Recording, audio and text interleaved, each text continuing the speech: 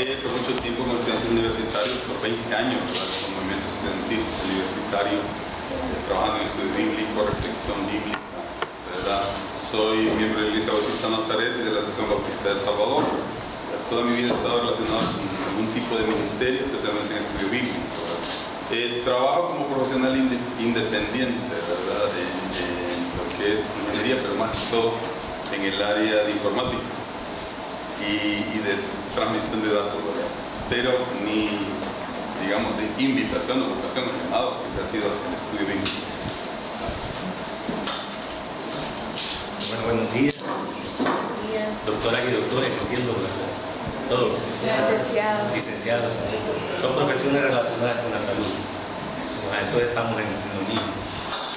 Mi nombre es Wilfredo Mármol y quiero agradecer a Alicia y a Conchita, ¿verdad? Esta invitación precisamente a compartir.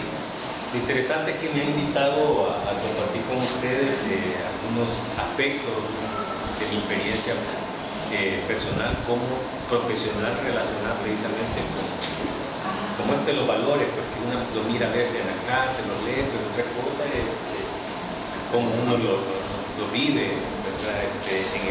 En el día a día. Entonces para mí eso va a ser un gusto, igual que Carlos, que lo acabo de conocer, pero sí he oído sobre él, por supuesto.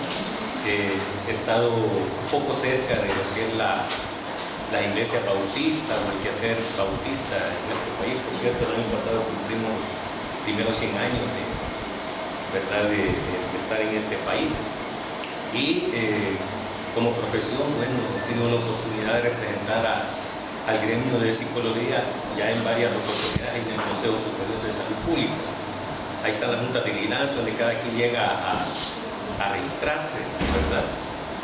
Precisamente para lo que es el seguimiento al ejercicio. He sido docente también universitario, precisamente ética profesional, psicología social comunitaria. Así que muchas gracias por la oportunidad hoy.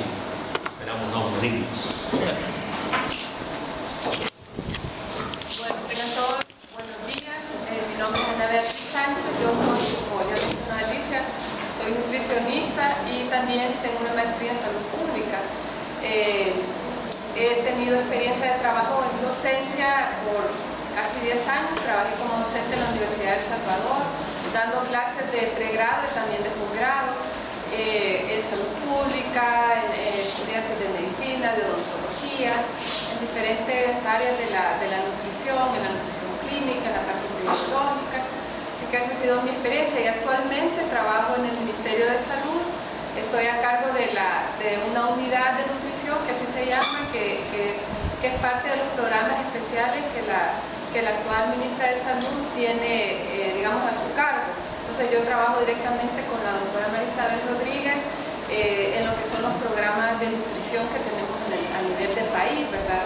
Ahí tenemos, no sé si algunos de ustedes escucharon, pero trabajamos fuertemente en lo que fue la ley de promoción, protección y apoyo a la lactancia materna, que es una ley que realmente hay una gran deuda con el país de contar con una ley de este tipo y finalmente el año pasado se logró que esta ley fuera aprobada y cosas de este tipo son las que yo trabajo. También pues conocí a Alicia en la iglesia Nazaret hace tantos años, estábamos adolescentes y bueno, soy cristiana desde entonces, he servido en algunos ministerios, sobre todo de jóvenes, ¿verdad? Trabajando en las iglesias locales, ¿verdad?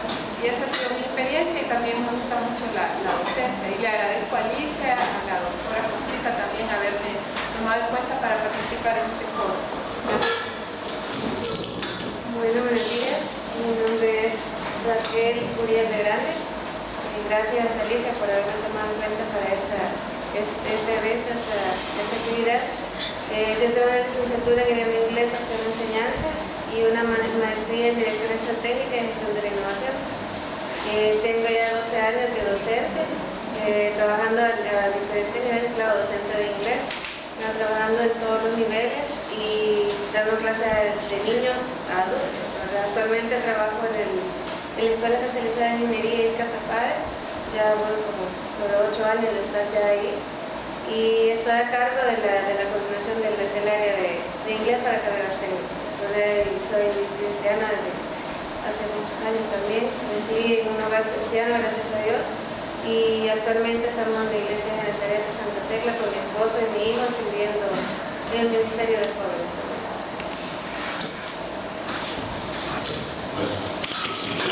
Tan digno grupo de profesionales, yo creo que soy el mayor de todos ellos. Me siento un poquito verde realmente. Bueno, vamos a comenzar con Biblia y valores. Esperamos tener una exposición, principalmente que sea útil para todos nosotros. ¿Y qué tiene que decir la Biblia acerca de los valores? Permítanme, vamos a poner este aparatito. Es un sistema, es un tema bastante ambicioso, ¿no? Tratar de cumplirlo en un tiempo tan corto. Pero mi enfoque, si lo puedo llamar así, sería fundamentalmente a tratar de buscar o de encontrar algo de la influencia de la Biblia, directa o indirectamente, en los valores de la cultura occidental. Pero es también bien ambicioso para el tiempo que tenemos, así que lo voy a ir restringiendo mucho más para hablar acerca más bien de lo que nos pasa a nosotros aquí en América Latina, ¿verdad? Bien, ¿cómo nos llega la Biblia a nosotros? Yo creo que fundamentalmente, ustedes lo conocerán, la Biblia nos llega por dos fuentes que son fundamentalmente religiosas. Una a través de la religión cristiana y otra a través de la religión judía, ¿verdad? Son dos prácticas religiosas que persisten a través de los milenios, ¿verdad? Tienen miles de años de existir y son religiones que han persistido a lo largo de la historia, ahí especialmente en Occidente. Aunque ya también en Occidente empezamos a ver algo del Islam, pero para nosotros los escritos hebreos nos llegan a través de la religión cristiana y de la religión judía, ¿verdad? Bien, vamos a lo siguiente. Bien, a la América Latina llega la Biblia, pero más que la Biblia llega el respeto y la reverencia hacia la Biblia porque no la conocimos en el principio. Porque no la conocimos en el principio, sino que conocimos más bien un respeto y una reverencia hacia los escritos bíblicos, y nos llega por vía de la religión española. Y aunque la religión española supuestamente es una vertiente de la católica romana, la religión española va a tener su propio matiz. Pero no conocemos nosotros la religión católica romana directamente, sino que la conocemos por vía del filtro español. Siguiente, please.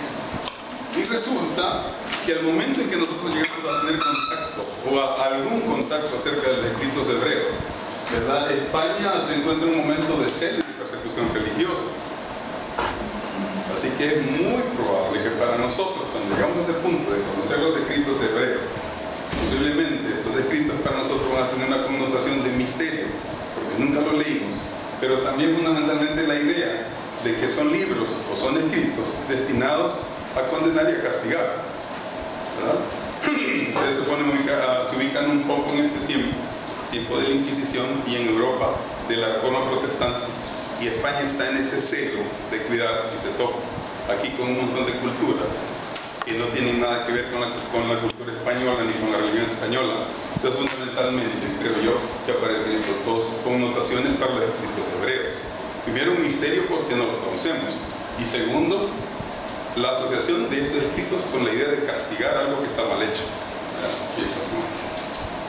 Bien, en realidad nosotros tenemos acceso a la Biblia, diría yo, en la segunda mitad del siglo XX, cuando ya la Iglesia Católica se abre para que la Biblia se pueda leer, ¿verdad? Y cuando ya las iglesias protestantes están haciendo una promoción por el conocimiento y la lectura directa de las Escrituras, ¿verdad?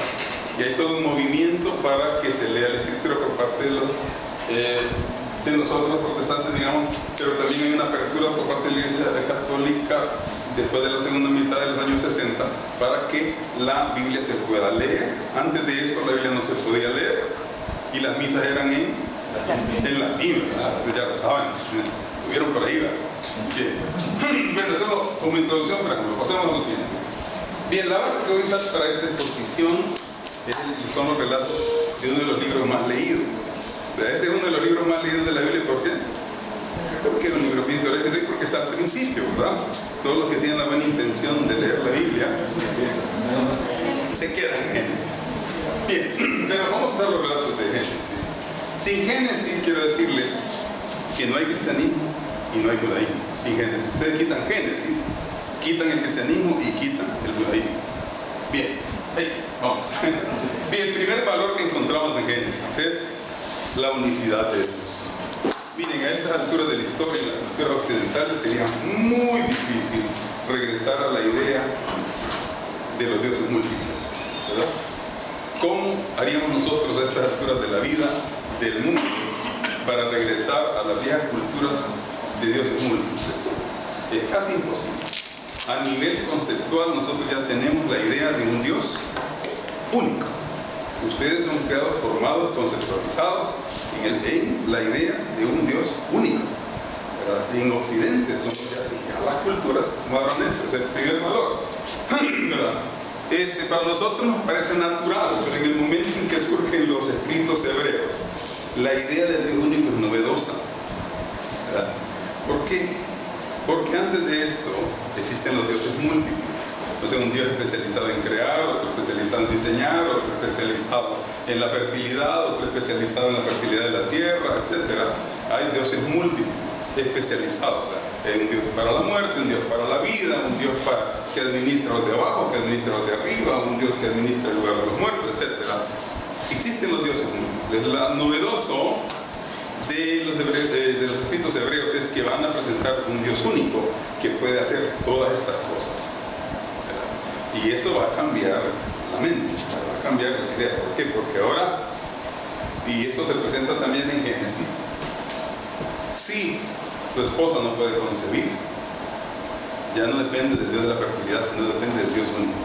Si tus tierras no producen, ya no depende del Dios de los cultivos, depende del Dios único. Pero este Dios es diseñador, es creador, es sustentador, pero los hebreos añaden algo. Aparte de todo eso, también se convierte en juez, ¿verdad? Es un papel que no necesariamente la idea de los dioses múltiples acoge. Pero en la unicidad de Dios que se propone en los escritos hebreos, aparece Dios como juez. Y esa es una cuestión que va a perdurar a lo largo de la historia. O díganme ustedes si ustedes no conciben a Dios como un juez. ¿Sí? Sí, de hecho, esa idea viene ahí, el juez. También es un poder temido. Pero también los hebreos añaden otra cosa, que no necesariamente aparece en la idea de los dioses múltiples, que es santo y que es puro. Y ahí se nos mete en problema, ¿verdad? Porque aparte de decir, miren, es un Dios único que hace todo lo que los demás saben, pero Él tiene la autoridad verdadera, que aparte es el diseñador, creador, sustentador, pero también es juez. Pero aparte de ser juez, es un juez santo que habita en santidad y que habita en justicia, que es justo. No hay otro como Él en su justicia. Entonces nos meten en problema, ¿verdad? ¿Por qué? Porque entonces por ahí van a ser una idea de la culpabilidad también del hombre, ¿verdad? Si hay un Dios único que vive en pureza y santidad, es porque hay otro ser que no vive ni en pureza ni en santidad, ¿verdad? O sea, hay un contrario que tiene que aparecer por ahí por algún lado. Bien, los hombres comenzaron a invocar el nombre de Jehová, ¿verdad? Le ponen un nombre que quiere decir esto. Por este tiempo, quizá en las culturas cananeas, en ese momento en que Abraham está ahí surgiendo como padre de los judíos, ¿verdad? Existe la idea ambigua de un Dios general que normalmente se nombra con la palabra Él. Y también aparece la idea ahí de la teología femenina, vamos a decir así, ¿verdad? Que aparece en muchas culturas de dioses múltiples, es decir, por un lado el Dios Él, que es la masculinidad de la divinidad, y en el caso de los cananeos y de esta región donde Abraham se establece, aparece también la figura de la diosa femenina, de la madre del cielo, de la que concibe a los otros dioses. Es decir, de manera que Él, esto está así, te lo estoy diciendo muy simplificado, realmente es un lapso de tiempo muy largo, como para simplificarlo demasiado, pero les voy a más o menos dar esta idea. Existe un Él, ¿verdad? Y existe una Astarte o una Acera, que es la representación de la divinidad femenina. Entonces ellos se unen para concebir a los otros dioses, que son los dioses regionales, los dioses de las montañas, los dioses de los valles, que son los Baales.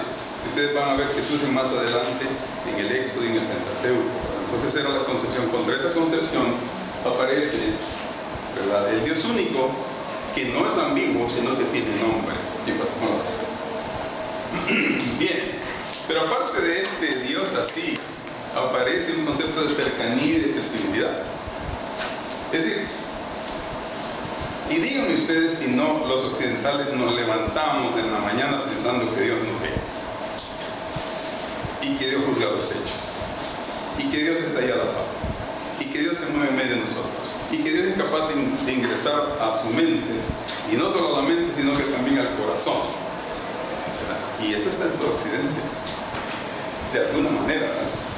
Algunos conscientemente lo toman y algunos conscientemente lo rechazan, ¿verdad? Es decir, la cercanía y la accesibilidad divina, entre paréntesis. Dios es santo y puro, pero es accesible para el que le busca y se revela en intimidad a esta persona. Pero lo interesante es que cuando Dios se revela al hombre, lo primero que le muestra al hombre, ¿qué es? Su culpabilidad, ¿verdad? O muestra su culpabilidad o muestra su justicia, ¿verdad? Bien, y oyeron la voz de Jehová, dice que se paseaba en el huerto al aire del día. Imagínense, Dios iba, dice, a tomar el fresco del día, ¿verdad? Ahí al huerto, y el hombre y su mujer se escondieron de la presencia de Jehová Dios entre los árboles del huerto. También Agar, que era una egipcia, que era la esclava de Abraham, ¿verdad? Descubre que el Dios de los hebreos es un Dios que ve, porque le habla, y ella dice: tú eres Dios que ve. ¿Y que ve a quién? Que ve al humano. Y aquí hay unas palabras de Ismael, ¿verdad? El hermano ilegítimo de los hebreos, que dice: el muchacho alzó su voz y lloró, y oyó Dios la voz del muchacho. Oye a una egipcia y oye a un hijo ilegítimo, ¿verdad? Que esto va en cierta forma en contra de lo que ya me pasé en los hebreos. Pasémoslo. Bien, fíjense que de esto, de este Dios que juzga, ¿verdad?, aparece también la concepción de pureza, ¿verdad? Y asociada con la pureza, la punición, es decir, el castigo, ¿verdad? Y de alguna manera en Génesis se vincula, y piensen ustedes como occidentales que son, si cuando yo les hablo de pureza, ustedes pueden desconectar la idea de pureza de la idea de sexualidad. Si yo hablo de pureza, ustedes pueden dejar de pensar en sexualidad cuando hablo de pureza, o necesariamente ustedes en su mente están conectando la pureza con la sexualidad. ¿Verdad? Sí, es un concepto occidental. Yo por eso creo que aparece en Génesis, ¿verdad?, la pureza, pero también aparece la pureza relacionada con la sexualidad y con la culpabilidad. Y yo creo que es un valor que persiste en Occidente, porque eso también va a condicionar nuestra sexualidad. A tal grado que en Occidente la sexualidad tiene que ser en secreto, oculta, y para que sea agradable a Dios tiene que ser normada por él, ¿verdad? Bien, y oyeron la voz de Jehová que se paseaba, es el mismo versículo, ¿verdad? Y se escondieron de la presencia de Jehová. Oí tu voz en el huerto y tuve miedo porque estaba desnudo y me escondí. Y Dios le dice: bueno, ¿y quién te dijo que estabas desnudo? Pero lo interesante es que vean cómo vincula el estar desnudo con el ser culpable. O sea, el pecado de Adán era el haber desobedecido y tomar de un fruto que le era prohibido. Sin embargo, aquí se va a vincular con la desnudez. Entonces, como que de alguna manera en Occidente vamos a vincular también la pureza con la sexualidad. Y también aparecen en Génesis aparecen estas dos ciudades icónicas, ¿verdad? Sodoma y Gomorra, que son castigadas ¿por qué? Por su impureza sexual, ¿verdad? Bien, seguimos. La fe. Los invito a que ustedes lean el libro de Génesis. Miren, el libro de Génesis se ha interpretado en diferentes maneras, de acuerdo a la filosofía que esté en boga.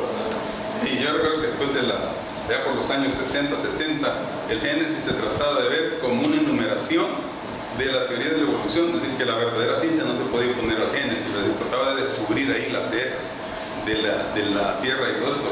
Otros después lo vieron como un tratado teológico, y llegó un momento cuando vimos al Génesis sin más importancia que ser el preámbulo del Éxodo, porque la generación de los 70 y los 80 le dio más importancia al Éxodo, porque si bien el Génesis daba la base, el Éxodo era el que hablaba de la liberación de un pueblo. Entonces se le dio más importancia al Éxodo y se dejó a un lado el Génesis. Pero yo los invito a que ustedes, en mi concepción personal, a que ustedes vayan y examinen el Génesis como fundamentalmente relatos acerca de la fe. Cada personaje que ustedes van a encontrar en Génesis ilustra un aspecto de la fe. Y el que más me gusta a mí es el de un señor que espera la lluvia, que no ha existido, y que va a navegar donde nunca ha navegado, no existe en el barco, y que va a permanecer un año encerrado esperando la respuesta de Dios. Es decir, estoy hablando de Noé, ¿cierto? Noé es una figura de la fe. Creo que la fe se refleja como también un valor que se va a transmitir a Occidente, la capacidad de creer. Y la otra cuestión también es que el objeto de la fe se va a convertir en la palabra. Es decir, el objeto de fe ya no va a ser lo que Dios, va a ser lo que Dios único diga, ese va a ser el objeto de fe. Sí, pasemos a la siguiente. Ya espero terminar. Persistencia.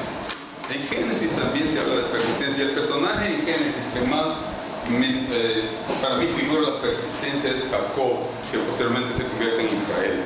Si ustedes examinan la vida de Jacob, es una vida de persistencia.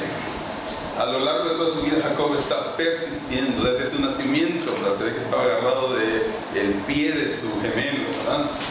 Luego persiste en obtener una bendición que no le corresponde, ¿verdad? A través de un engaño, un engaño ocurrido por su madre. Escapa, ¿verdad? Huyendo de su hermano hacia una tierra donde están sus familiares y persiste. Y ustedes van a ver ahí un periodo de 7 años en los que él persiste trabajando por una mujer que él ama. Y es engañado por su tío suegro, ¿verdad? Y luego él va a persistir hasta alcanzar la riqueza. Y luego él va a regresar a buscar a su familia otra vez.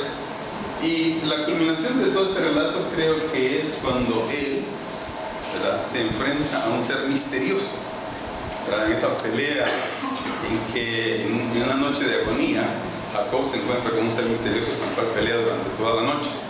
Y cuando ya el alba está por aparecer, tienen que llegar al desenlace de esta pelea, ¿verdad? Y si este ser tan poderoso podía matarlo, ¿por qué no lo mata? Sino que decide mejor darle un golpe para inmovilizarlo en la cadera, por ahí. Y entonces este ser le dice: no se dirá más tu nombre Jacob sino Israel, porque has luchado con Dios y con los hombres y has vencido. Aquí este pasaje se puede interpretar de muchas formas, ¿verdad? Por la antigüedad del pasaje, posiblemente lo que nosotros ahora leemos como Dios se pudiera referir a una designación general de Dios o a los dioses, porque has peleado con dioses y con humanos y has persistido, has permanecido. Así que la persistencia, diría yo que es otro valor que viene ahí. Y terminamos ya. Quiero dejarles esto como inquietud, y es el valor de bendición para los hebreos, algo que se cultiva en la cultura hebrea, como le llaman para nosotros, pero esto ya se lo dejo a usted a nivel de reto. Quizás no sea algo que haya pasado mucho hacia Occidente, o quizás en algún momento estuvo, ahora yo no lo veo mucho, especialmente en contienda preelectoral, ¿verdad? Pero es la bendición, la capacidad de bendecir, la capacidad de que por la palabra dicha, o la idea de que la palabra dicha trae buenas cosas a las personas, ¿verdad? Lo que se decreta con la boca, y especialmente lo que se decreta con la boca de Dios. Cuando Dios decreta algo a través de su boca, será hecho, lo querramos o no lo querramos, pero especialmente deseamos la bendición. Y si ustedes buscan en Génesis, aparecen varios momentos de bendición. Y este es uno, ¿verdad? Dice Dios, pues, les dé a ustedes del rocío del cielo y de las grasuras de la tierra y la abundancia del trigo y mosto, que les sirvan los pueblos y las naciones se inclinen ante ti. Y una bendición dará a Jacob. Jacob dice: no te dejaré si no me bendices. No se dirá más su nombre Jacob porque he luchado, etcétera, ¿verdad? El valor de la bendición. Les dejo este último valor más como un reto para practicarlo, y que Dios los bendiga.